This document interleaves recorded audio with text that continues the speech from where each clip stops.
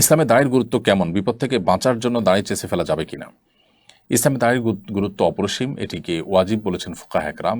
Majority ফুকাহা একরামই ওয়াজিব বলেছেন যে ইসলামে একজন পুরুষ তার জন্য দাড়ি লম্বা করা ওয়াজিব।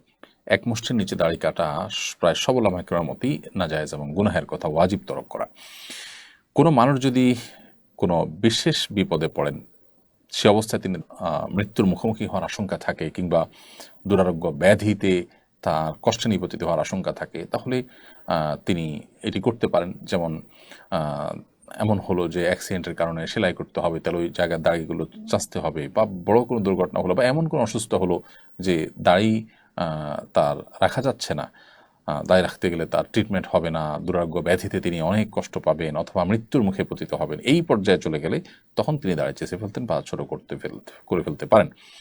এর বাইরে যদি দাঁড়িয়ে থাকার কারণে তার মৃত্যুর মুখে পতিত হতে পারেন, ভয়াবহ কোনো বিপদ হতে পারে, জীবন হুমকির মধ্যে হতে পারে, বা আপনার বর্ণাতীত কষ্ট হবে, এরকম কোনো পরিস্থিতির মধ্যে পড়েন কেউ, তাহলে সেই পরিস্থিতিতে তার জন্য ইসলাম ওয়েব, কাতার ভিত্তিক ফতোয়ার বিশ্ববিখ্যাত ওয়েবসাইট মার্কাজুল ফতোয়া ইসলাম ওয়েবে ফুকাহ একরাম মুফতিগণ লিখেছেন যে এই ক্ষেত্রে তার জন্য দাড়ি চাষা বা ছোট করা জায়েজ হবে, কিন্তু এটা ইন্ডিভিজুয়াল কেস স্টাডি করে মুফতি বলতে পারবেন।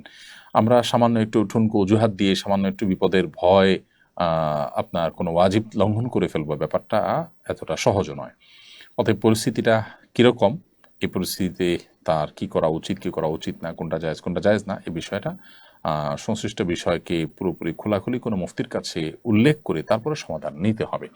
তো খোলাসা কথা হলো যে দুরারোগ্য ব্যাধি থেকে বাঁচার জন্য, মরণ ব্যাধি থেকে রক্ষা পাওয়ার জন্য বা ট্রিটমেন্টের অংশ হিসাবে যদি কারো দাঁড়ায় চাচতে হয় কিংবা এমন কোনো বিপদে পড়েন যে বিপদ থেকে দাঁড়ায় চাচা ছাড়া তার বাঁচার উপায় নাই, জীবন রক্ষার প্রশ্ন আসছে বা এই জাতীয় কোনো জটিলতা তৈরি হয়েছে, তাহলে সেক্ষেত্রে এটি জায়েজ হতে পারে। কিন্তু পুরো বিষয়টা নির্ভর করে যে পরিস্থিতিটা ঠিক কেমন, কোন পর্যায়ে, তার উপরে।